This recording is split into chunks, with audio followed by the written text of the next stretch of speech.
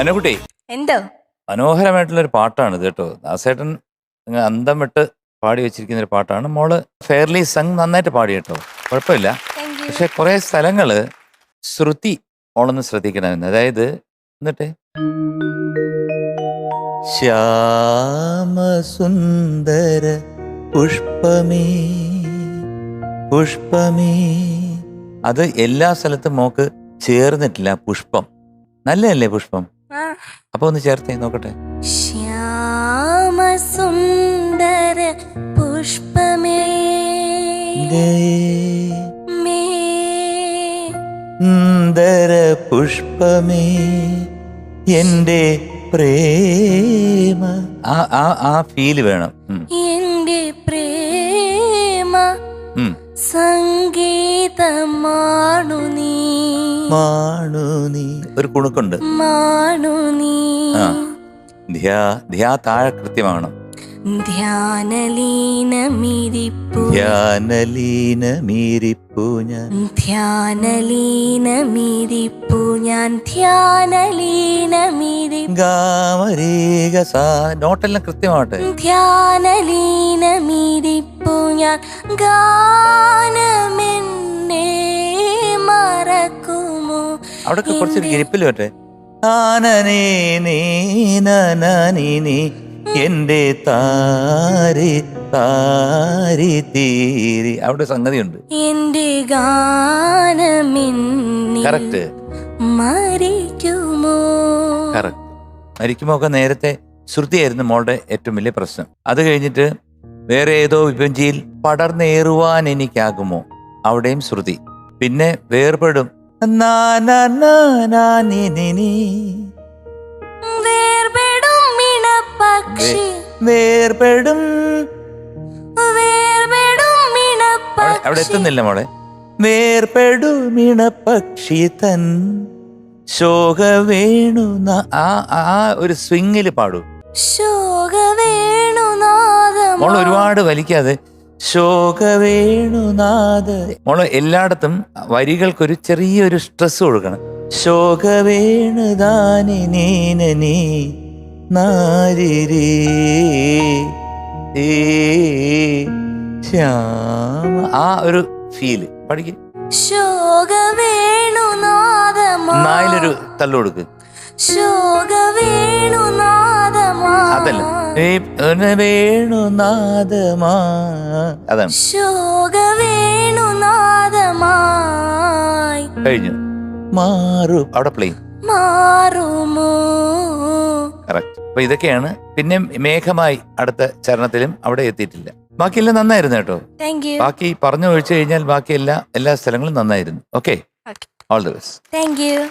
നന്നായിരുന്നു മോളെ. Thank you. ഇപ്പൊ ഞാൻ കൂടുതൽ ഇനി ഒന്നും പറയേണ്ട ആവശ്യമില്ല, ഇവിടെ എല്ലാം പറഞ്ഞ് പാടിപ്പിച്ച് കഴിഞ്ഞു. കാരണം അതേ ഇതൊക്കെ തന്നെയാണ് നമ്മളും അത് തന്നെ, ഓഫ് കോഴ്സ് ഒബ്വിയസ്ലി Naturally. അതാണല്ലോ നാച്ചുറലി. അല്ല, ഇതിന് മേളിൽ എന്തെങ്കിലും ഉണ്ടോ എന്ന് നോക്കിയോണ്ടാ മതി. അല്ല അങ്ങനെ തോന്നിയില്ല. മെയിനായിട്ട് ആ ശ്യാമസുന്ദര പുഷ്പമേ ആ ഒരു ശ്രുതി, ശ്രുതി അത് ശരിക്കും പറഞ്ഞാല് ഭയങ്കരമായിട്ട് താഴ്ന്നിരുന്നു. ആ ഒരു തുണ്ടുപല്ലവി എല്ലാം പാടിയപ്പോ മോളെ എനിക്ക് ഗാനമെന്നിൽ മരിക്കുമോ എന്ന് പാടുന്ന അതില് മോള് അതൊന്ന് പാടിക്കേ. എന്റെ ഗാനമെന്നിൽ മരിക്കുമോ? ഉം. അതായത് പാട്ട് നമ്മൾ പാടുമ്പോൾ മോള് പഠിച്ച് നന്നിട്ട് പാടിയിട്ടുണ്ട്. കുറേ അനുസ്വര പ്രയോഗങ്ങൾ, ചെറിയ ചെറിയ പ്രയോഗങ്ങളുണ്ട്. അത് കുറച്ചുകൂടെ എനിക്ക് തോന്നുന്നു കുറച്ചുകൂടി ഒരു എക്സ്പീരിയൻസ് ആവണം എന്ന് തോന്നുന്നു. പാടി പാടി പാടി ഒരു ചെറിയ അത് ദാസാറ് പാടുമ്പോഴത്തേക്ക് ഒരു കുനു നമുക്കത് കണ്ണിൽ കിട്ടൂല. അത് മൈക്രോസ്കോപ്പ് ഒക്കെ വെച്ച് നോക്കിയാലേ ചെറിയ ചെറിയ പൊടികളൊക്കെ നമുക്ക് കണ്ടുപിടിക്കാൻ പറ്റുള്ളൂ എന്ന് പറയില്ലേ, അതുപോലെ ഒരു വളവും തിരിവുകളും ഒക്കെ ഉണ്ട്. അത് ഈ പാട്ടില് ഉണ്ട്. മോൾ അത് ചിലതെല്ലാം അത് മിസ് ചെയ്തിട്ടുണ്ട്, അതാ എനിക്ക് തോന്നിയത്. പക്ഷെ മോളുടെ സൗണ്ടിനൊരു പ്രത്യേകതയുണ്ട്. Thank you. ആ മോളുടെ ആ സൗണ്ടിൽ നിന്ന് ഇത് കേൾക്കുമ്പോൾ അതിന് വേറൊരു ഫീലുണ്ട് താങ്ക് യു. ശരിക്കും. കാരണം ഇപ്പം എല്ലാവർക്കും നമുക്ക് ഒരേ രീതിയിലുള്ള സൗണ്ട് നമുക്ക് കിട്ടില്ല.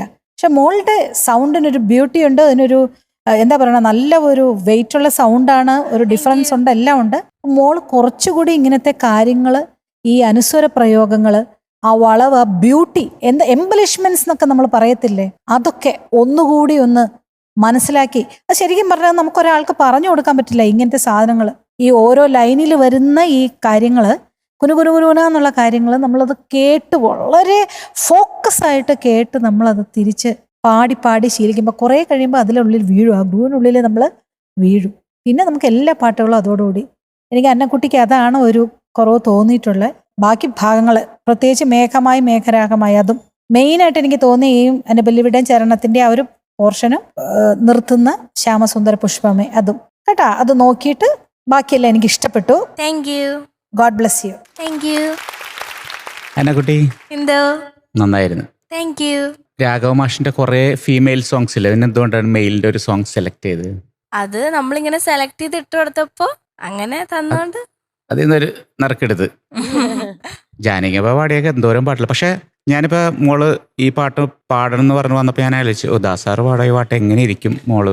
പക്ഷെ അങ്ങനെ ഒരു ഫീൽ ഉണ്ടായിരുന്നില്ല. മോള് ബിനി ചേച്ചി പറഞ്ഞ പോലെ നന്നായിരുന്നു. വോയിസ് ഒരു ഡെപ്ത് ഉണ്ട് മോളുടെ വോയിസ്. Thank you. ഓക്കെ, ഈ പാട്ടൊക്കെ നമ്മളുടെയൊക്കെ ഒരു ഫേവറേറ്റ് പാട്ടുകളിൽ ഒരെണ്ണമാണ് രാഘവ മാഷിന്റെ ഈ പാട്ട്. അപ്പം അതിൻ്റെ ഏറ്റവും കാര്യങ്ങൾ ഇവർ രണ്ടുപേരും പറഞ്ഞു കഴിഞ്ഞ് ഞാനും കൂടി പറഞ്ഞു കഴിഞ്ഞാൽ മോൾക്ക് കൺഫ്യൂസ്ഡ് ആയിപ്പം. അപ്പം ഒന്നും കൂടി ഈ പാട്ട് നന്നായിട്ട് കേൾക്കുക. കുറേ ചെറിയ ചെറിയ, കാരണം ഞാൻ ഈ പാട്ട് ഇടയ്ക്ക് സ്റ്റേജിലൊക്കെ പാടാറുള്ളൂ, അതുകൊണ്ട് തന്നെ ഇതിൻ്റെ കുറേ കാര്യങ്ങൾ അറിയാം. അപ്പം അതിലോട്ട് കുറച്ചും കൂടിയൊക്കെ വരാനുണ്ട് മോള്. അടുത്ത പ്രാവശ്യം ഒന്നുകൂടി കേൾക്കാം. ഞാൻ പറഞ്ഞില്ലേ, ഓരോ പാട്ട് ഞാൻ ഇതിനു മുമ്പ് പറഞ്ഞിട്ടുണ്ട്, നമ്മൾ വീണ്ടും വീണ്ടും കേൾക്കുമ്പോഴാണ് എന്താണ് ആ പാട്ടുകാരൻ അല്ലെങ്കിൽ ആ മ്യൂസിക് ഡയറക്ടർ ഉദ്ദേശിച്ചേക്കണം എന്നുള്ളത് നമുക്ക് മനസ്സിലാക്കാൻ സാധിക്കുള്ളൂ. അപ്പം അത് അതിലേക്ക് ഇറങ്ങി ചെല്ലുക. ഓക്കെ, അപ്പം അടുത്തതിന് കൂടുതലായിട്ട് ശ്രദ്ധിക്കൂലേ പാട്ടിലേക്ക്. ശ്രദ്ധിക്കും. All the best. Thank you. Today we are giving you 97 out of 100. Thank you. ആദ്യ ഒരു ശ്യാമസുന്ദര പുകുതി. Thank you. അന്നക്കുട്ടി എന്തോ അപ്പൊ അടുത്ത പ്രാവശ്യം സെറ്റ് ആക്കണം. ആ, ഓക്കെ, ബൈ. പൊളിക്കും നമ്മൾ അല്ലേ? Okay, all the best. Bye. Thank U.